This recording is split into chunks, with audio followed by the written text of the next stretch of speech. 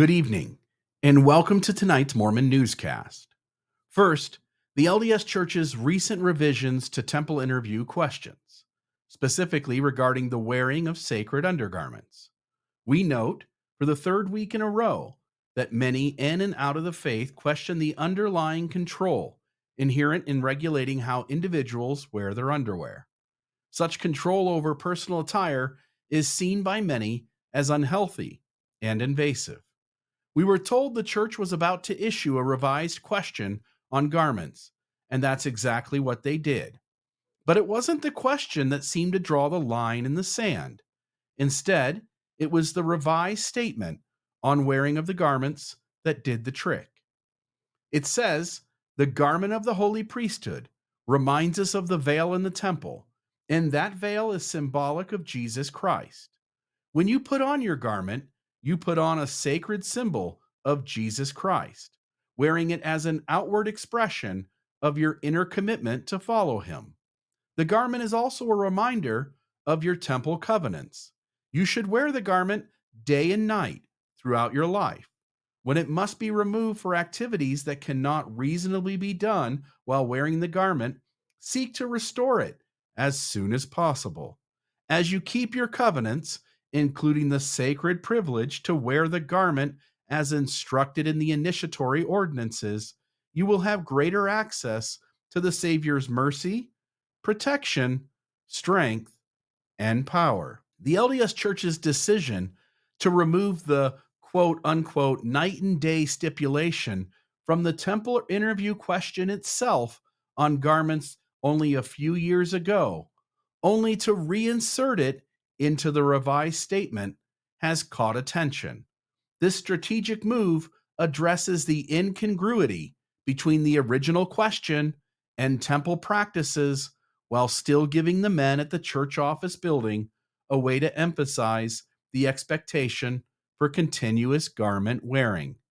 The fact that church leadership is laying down the law on garment wearing is nothing new. We've been discussing it for weeks.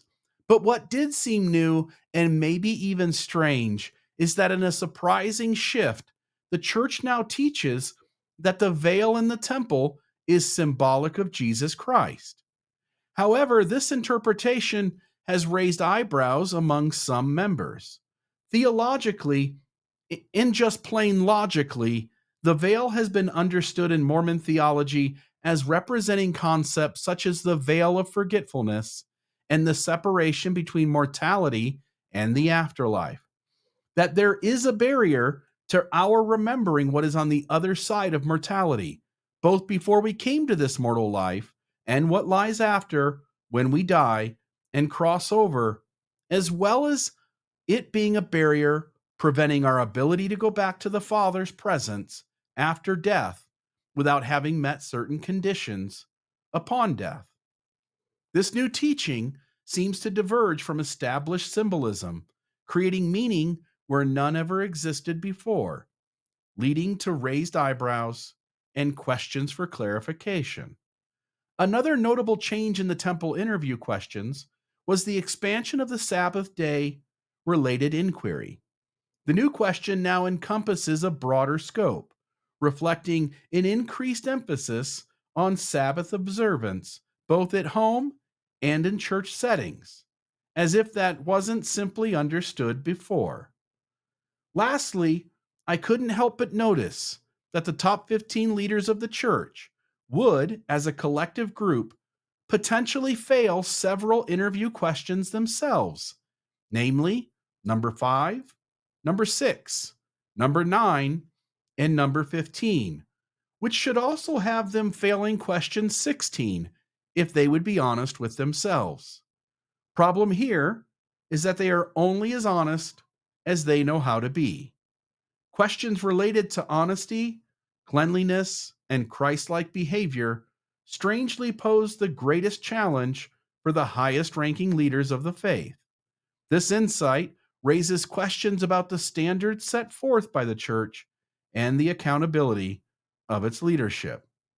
After 3 weeks of intense focus on other people's underwear, there's a growing sentiment with myself and the rest of us here at the Mormon newscast, and I can only imagine with each of you as well that it's time to move on.